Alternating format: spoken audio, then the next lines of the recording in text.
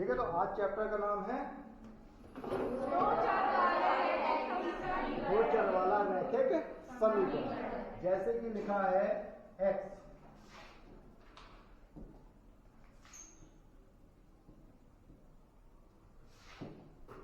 जैसे लिखा है x है ना, तो ये कितने चर है इसमें? एक चर है, मतलब ये एक चर वाला बहुपद है। आया समझ में? नहीं आया? कोई समस्या? अब कितने चर चाहिए हमको? दो। कितने चर चाहिए? दो। पहला वाला x, दूसरा वाला y। अब कितने चर हो गए? दो। तो दो चर वाला क्या है? रैखिक। क्योंकि घात में कितना चाहिए रहेगा? हमेशा एक चाहिए रहेगा। तो अभी ये क्या लिखा? दो चर वाला रैखिक समीकरण नहीं है। अभी देखो अच्छे से, दो चर वाला रैखिक बहुपद है ये। लेकिन जैसे इसके बराबर में कुछ नंबर लिख दूं या कुछ भी ऐड कर दूं, बराबर के चिन्ह आ गया, अब बन गया दो चर वाला रैखिक समीकरण। आया समझ में? नहीं आया? ठीक है, तो इसका जब भी हम मान निकालेंगे तो इसमें x वाला भाई साहब भी आएगा और y वाला भाई साहब भी आएगा। देखो x की जगह कुछ भी रख दो ना, x बराबर मैंने कहा एक रख दो, x बराबर मैंने कहा एक रख दो, तो y का मान कितना आएगा बता सकता हूँ? ओके, बोलो, पक्षांतर कर दो उसका। x की जगह पर कितना रखने के लिए बोल दिया मैंने? एक। तो y का मान कितना आएगा? पक्षांतर कर दो ना, y का मान 3 आ जाएगा। आया समझ में? नहीं आया? देखो ना, एक का पक्षांतर कर दिए तो y बराबर कितना जाएगा? 4 में से 1 गया। बोलो, कोई समस्या? तो समझ गए ना, दो चर वाला बहुपद क्या है और दो चर वाला रैखिक समीकरण। दोनों में अंतर समझ गए? चल, तो दो चर आएंगे इसमें हमेशा, ठीक है ना, और हमेशा दोनों की घात कितनी रहेगी? रैखिक, मतलब कि एक।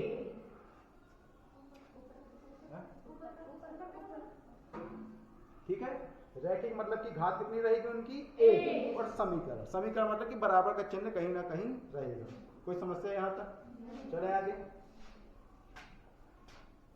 चलो, तो ज्यादा कुछ समझने के लिए तो है नहीं, बाकी हमको ग्राफ बनाना पड़ेगा यहां पर, ठीक है ना।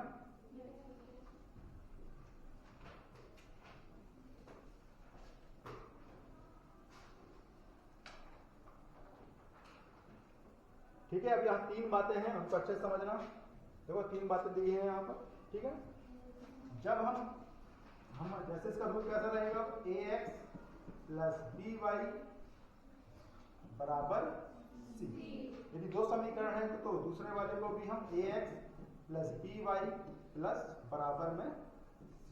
अब चूंकि दो समीकरण है ना, दो समीकरण देखो बराबर चिन्ह लगा है, दोनों में कितने चर हैं? दो चर वाला रैखिक समीकरण। ऐसे तो नहीं आया? तो यहाँ 2 है, इसलिए मैंने पहले वाले का नाम दे दिया a1 b1 c1। दूसरा है तो a2 b2 c2। 2 समीकरण हो गई। ऐसा नहीं आया? हमेशा यहाँ पर जो x का गुणांक रहेगा उसको हम क्या नाम बोलेंगे? a1। यहाँ पर x का गुणांक कितना है? a2। आ गया? समझ नहीं आ गया? y का गुणांक कितना है? y का गुणांक कितना है? और ऐसा जिसके साथ ना x है ना y है, मतलब कि वो कैसा है? अचर है। वो कितना है? यहाँ पर कितना है? तो इन्हीं की तुलना की गई है यहाँ पर, और कुछ नहीं बताया गया। देखो क्या बताया है? a1 बटे a2 करते हैं, बराबर नहीं आता है b1 बटे b2 के। इन्हीं को a1 b1 समझ गए ना सब? क्या है a1? क्या है?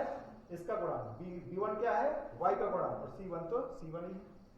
x का गुणांक a2, y का गुणांक b2, c2 तो c2 है। जब इनका बटे किए हैं, कैसे बटे किए हैं यहीं पर देख लोगे क्या?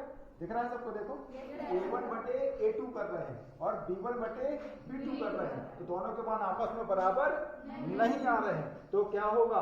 दोनों रेखाएं जब बनाएंगे ना, वो क्या करेंगे? एक दूसरे को प्रच्छेद करती हुई रेखाएं हमको मिलेंगी। मतलब क्या है? केवल कितना हल मिलेगा? एक हल मिलेगा। जैसे ग्राफ में समझो, मान लेते हैं एक के ग्राफ ऐसा बन गया, ये वाली रेखा का ग्राफ मैंने ऐसा करके बना दिया। ग्राफ देखो, एक और रेखा थी, उसका भी ग्राफ ऐसा बन गया। दोनों कितनी जगह पे छेद कर रही है? एक जगह। कितने हल मिलेंगे? एक हल मिलेगा। एक जगह पे छेद कर रही है तो एक ही हल मिलेगा। 2 जगह पे छेद कर रही है तो 2 हल।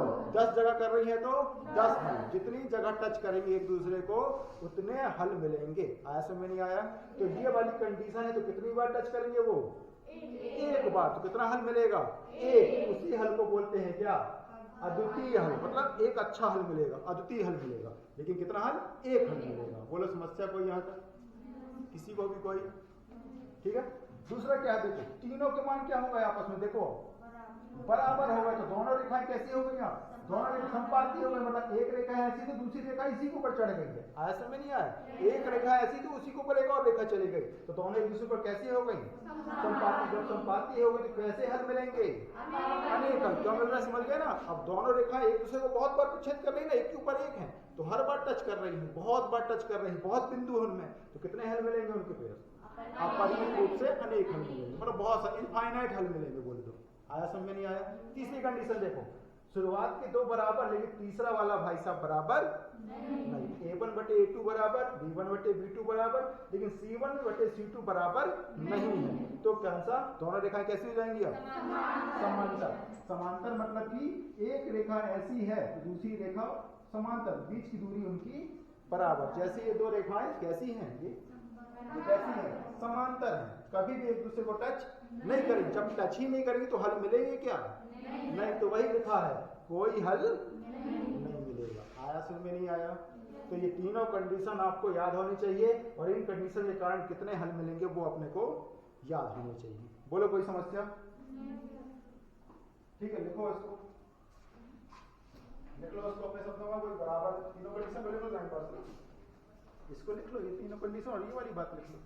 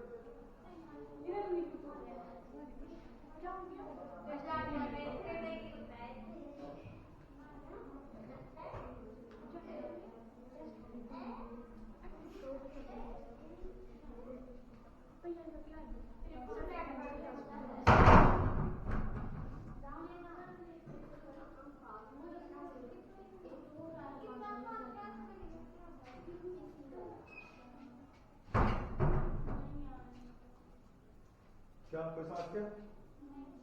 ठीक है, तीनों कंडीशन याद होनी ही चाहिए आपको, ठीक है। और आप ग्राफ से भी समझ सकते हो, ठीक है ना। दो रेखाएं एक बार प्रक्षेप करें, कितने हल? एक हल। दो रेखाएं एक के ऊपर एक तो कितने हल? और दो रेखाएं समांतर तो कितने हल? दिखता भी है आपको, है कि नहीं? कोई टच ही नहीं करे कोई हल नहीं, एक के ऊपर एक तो बहुत सारे हल, एक बार टच तो एक। ठीक है, ये तालिका आप बना लेना, आपकी कॉपी में बुक में भी बनी हुई है, अच्छे से उसको याद कर लेना। ठीक है, हम आगे चलते हैं। देखो यहाँ पे वही बताया गया है, देखो पहले वाले को A1 B1 C1 फिर A2 B2 C2।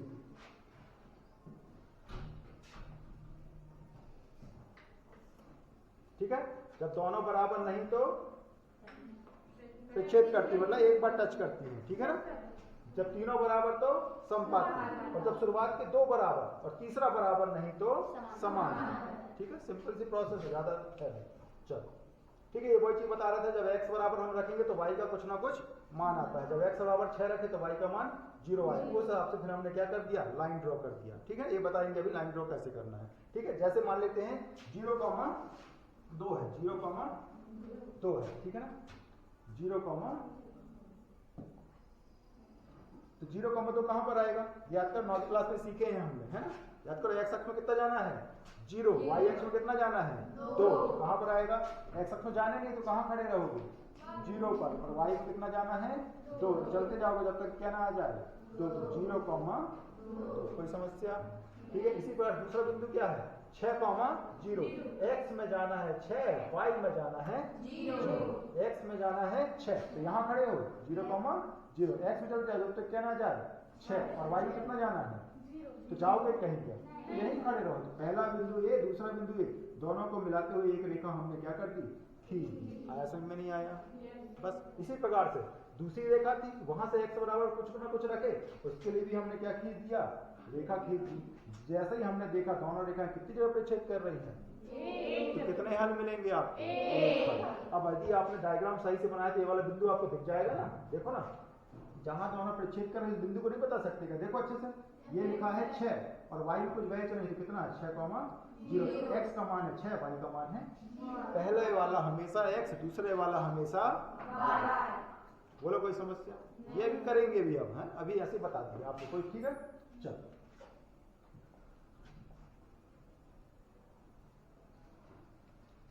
चलो प्रश्नावली में ही आ जाते हैं।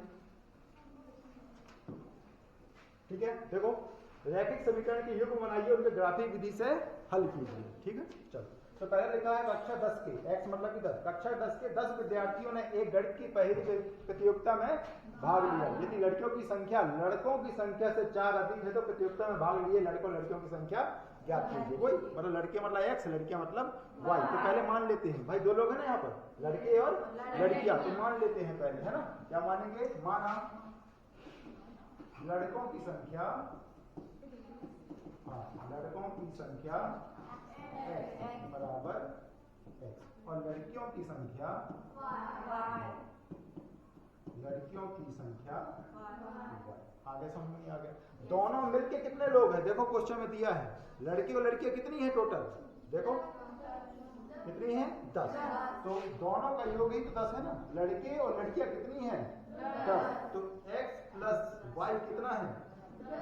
10 है। आया समझ में नहीं आया? प्रश्नानुसार।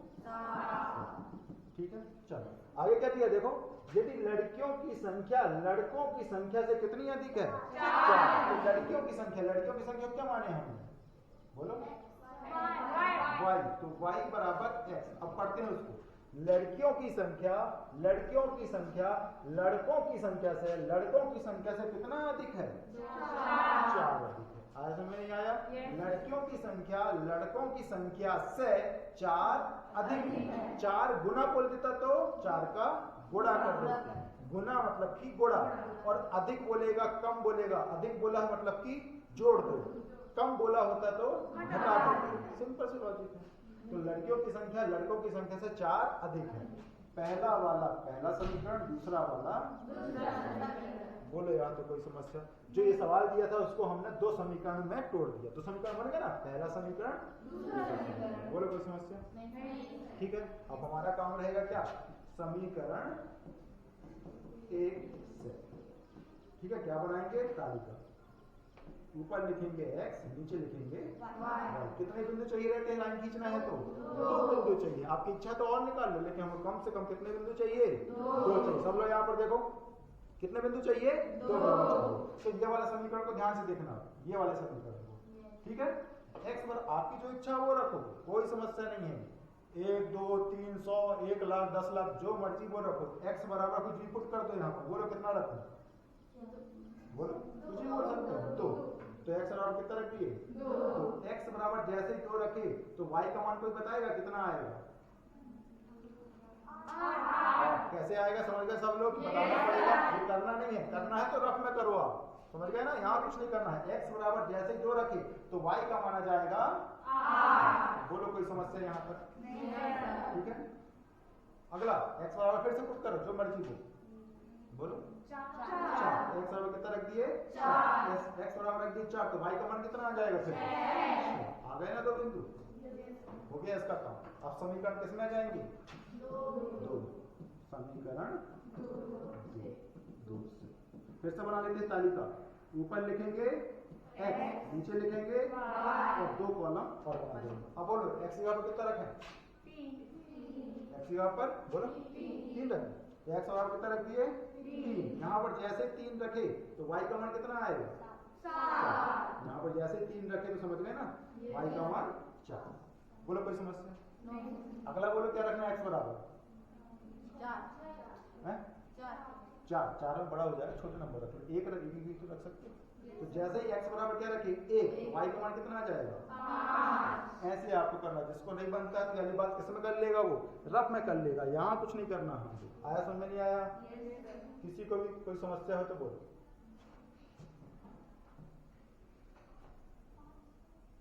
क्या बोल रहे? 5? हाँ 5। ठीक है, हो गया। अब इनके लिए हम क्या बनाएंगे? अब डायग्राम बनाएंगे, चित्र बनाएंगे। ठीक है ना, वही ग्राफ बनाएंगे। ठीक है ना, तो ग्राफ के लिए क्या बनाना पड़ेगा? x अक्ष और y अक्ष। ये वाला है x, ये वाला है y।